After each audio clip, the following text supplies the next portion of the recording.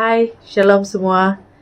Saya ingin mengucapkan syukur kepada Tuhan karena memberikan peluang ini untuk saya berkongsi akan kebaikan Dia dalam kehidupan saya.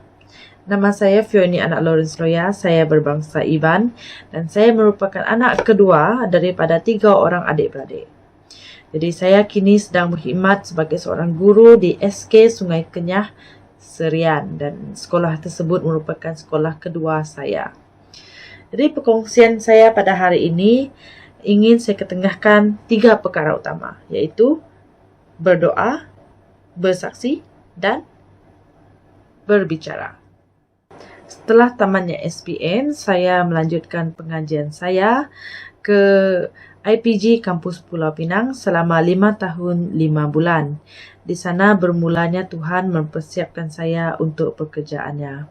Sepanjang saya di IPG, seperti yang saya nyatakan tadi, saya bersama-sama dengan rakan-rakan saya yang lain dipersiapkan oleh Tuhan melalui tugas-tugas untuk memimpin dan dipimpin. Saya belajar untuk menguruskan pelbagai jenis aktiviti seperti perkhemahan, Gateway Christian Fellowship, dan banyak lagi dengan bimbingan pensyarah-pensyarah saya iaitu Madam Tan Liwa, Madam Lee Siu Sam, Dr. Harry Tombas dan beberapa lagi pensyarah dari unit-unit lain. Setiap kali kami menganjurkan perkhemahan ataupun aktiviti, setiap kali itu jugalah kami merasakan Tuhan ada campur tangan. Tuhan mencukupi setiap kekurangan dan kelemahan kami dengan berkat yang melimpah. Kekurangan dari segi wang, kekurangan tenaga kerja, peserta tarik diri di saat akhir kerana ada masalah keuangan ataupun masalah transport, kalau mereka jauh untuk mereka bergerak dan apa semuanya, ataupun kesulitan mencari tempat perkhemahan. Semua itu kami sudah lalui dan saya rasa hampir ke semua masalah itu Tuhan sentiasa campur tangan, membantu kami dari pelbagai cara. Dan ini segala-galanya kami mulakan dengan doa. Kami bawa segala sesuatu kekurangan dan kelemahan yang kami hadapi itu dengan doa. Tuhan hantar bantuan dari pelbagai sudut dan bentuk. Saya mengenali Scripture Union, Wawasan Penabur dan even Encik Randy juga melalui camp yang pernah dijalankan di MCKL dan kami network from there. Secara personalnya, pengalaman-pengalaman seperti ini saya belajar untuk bersandar pada Tuhan setiap waktu. Setelah tamatnya di IPG, kami semua kembali ke kampung halaman masing-masing. Dan pada masa saya masih menunggu posting, saya pernah berdoa kepada Tuhan. Saya katakan, Tuhan, saya tidak tahu apa rencana kamu kepada saya. Tapi saya percaya Tuhan tahu yang terbaik. Saya berpegang teguh pada Yesaya 6 ayat 8. Yang menyatakan, setelah itu ku dengar suara Tuhan berfirman, siapakah yang akan aku utus?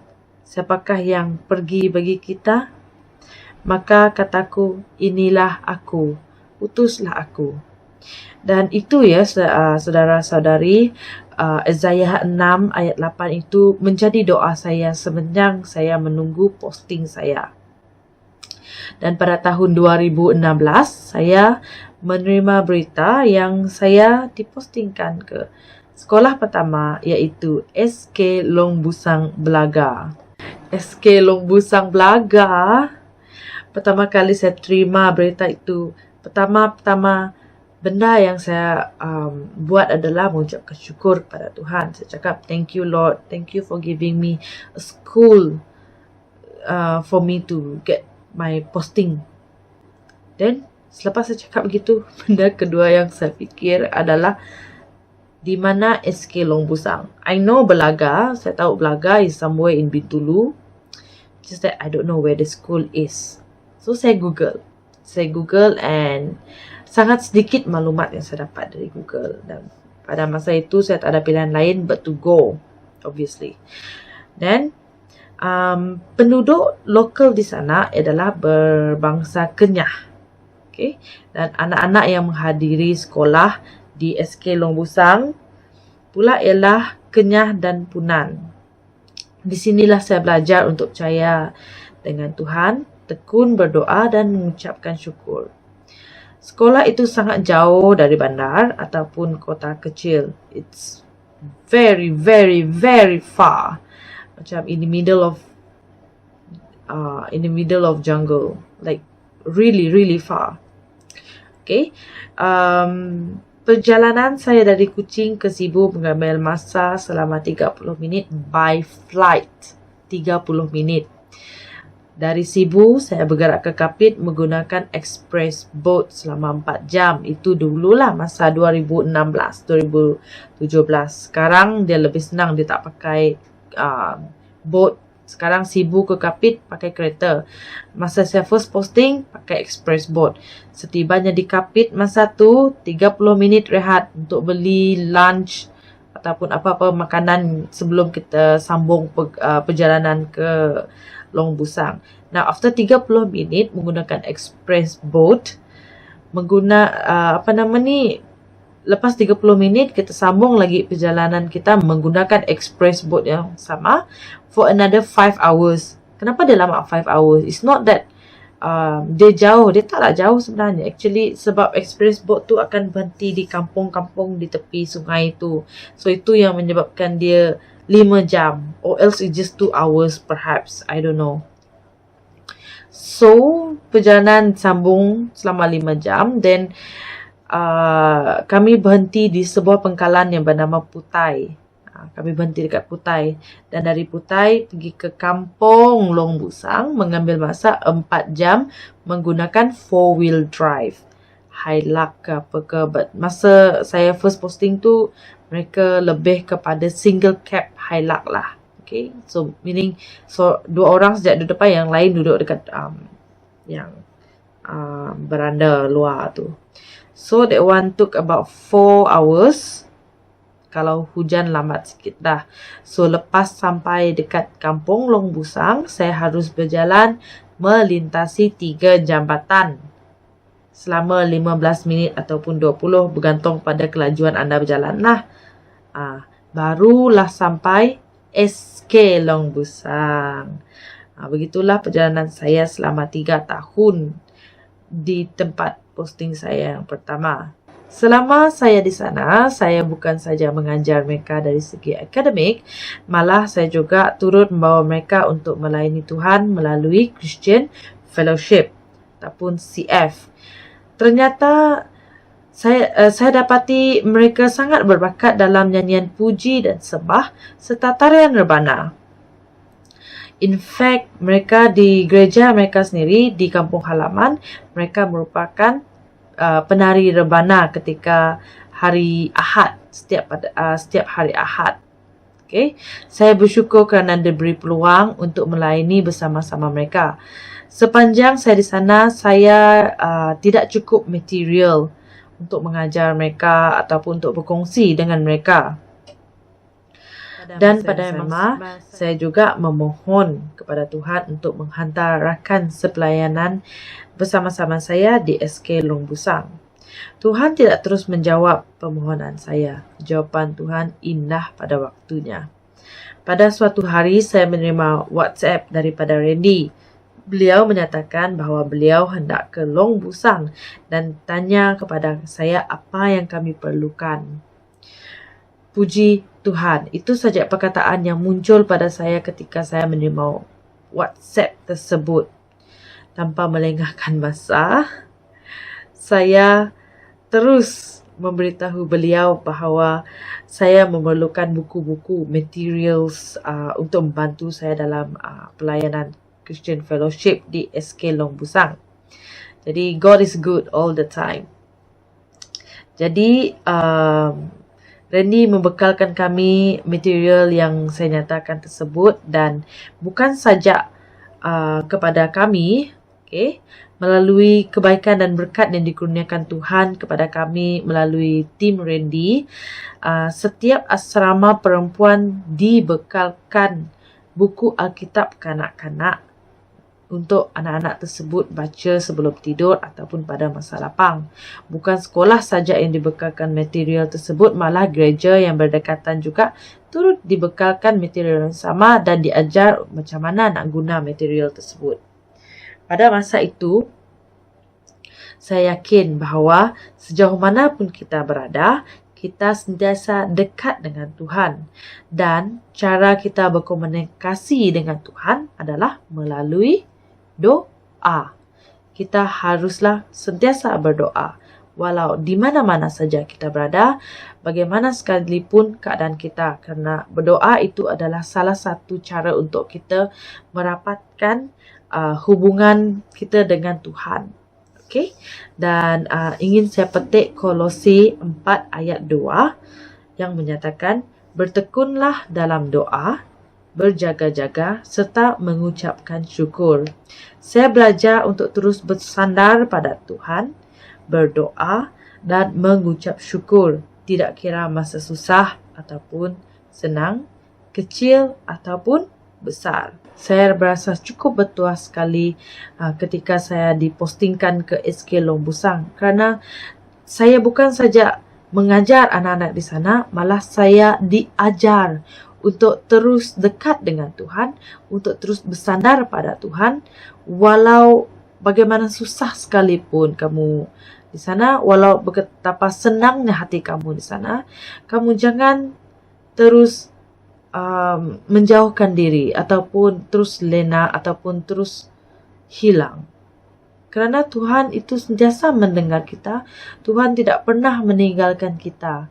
Jadi pengalaman saya di SK Long Busang itu betul-betul mengajar saya bahawa Tuhan tidak pernah jauh dari kita. Dan sebelum saya berpindah, Tuhan kirimkan tenaga pengajar yang baru di sekolah itu. It is an upgrade version of me, I can say that. Tuhan hantar 2 orang. Okay, jadi mereka 2 ni pandai bercakap bahasa lokal, iaitu bahasa Kenyah. Jadi dari segi komunikasi bahasa, mereka berdua boleh berkomunikasi dengan lebih baik dengan anak-anak Kenyah dan punan di sekolah itu. Puji Tuhan, kerana macam yang saya nyatakan tadi, doa saya, minta saya awal tadi Tuhan kurniakan sebelum dia keluarkan saya daripada sekolah itu. Jadi pada tahun 2022, saya dapat pindah ke sekolah yang agak dekat jaraknya daripada rumah saya. Saya dipindahkan ke SK Sungai Kenyah Serian, iaitu sekolah saya sekarang. Kalau dulu, sekolah lama saya adalah 99% beragama Kristian. Kini, 99% murid saya adalah Muslim. Tetapi itu tidak menghalang untuk kita bekerja untuk Tuhan. Saya tidak tahu apa rencana Tuhan untuk saya di sekolah ini. Tapi saya percaya dan saya berdoa agar saya dapat dipakai oleh Dia walau di mana saja saya ditempatkan. Kini saya melayani di sekolah minggu di gereja Anglican, iaitu St. Basil Kuching. Saya belajar untuk berkongsi ataupun bersaksi atas kebaikan Tuhan dalam kehidupan saya sepanjang saya di tempat orang, which leads us to the second point, which is bersaksi ataupun berkongsi. Saya kongsikan cerita saya, testimoni saya dan testimoni rakan-rakan saya yang lain melalui sel group pemuda-pemudi di gereja saya. Bersaksi ini ada pelbagai bentuk. Okay, dari segi perkongsian, dari segi perbuatan dan dari segi percakapan. Saya belajar untuk menggunakan setiap peluang yang ada untuk berkongsi akan berita baik. Most of the time saya sedar ada peluang yang saya tak sedar akan peluang untuk berkongsi, tetapi Kolose 4 ayat 5 pernah menyatakan, dekatilah orang luar dengan bijaksana dan pergunakanlah setiap peluang dengan baik. Saya ditegur dan diingatkan dengan ayat itu melalui salah sebuah perkongsian di gereja saya. Kehidupan ini adalah sebuah proses pembelajaran. Saya belajar untuk menjadi alert dan berhati-hati kerana di mana saja kita berada, kita diperhatikan. Kita adalah ambassador Tuhan. Kita kongsikan Tuhan kita melalui percakapan, perbuatan dan perkongsian kita. Akhir sekali, berbicara. Berbicara dengan baik. Sebagai seorang guru, banyak kali saya terikut-ikut suasana sekeliling. Bercakap kasar atau terlalu mengikuti perasaan. Dan setiap kali itu juga, saya ditegur dan menyesal akan perbuatan saya.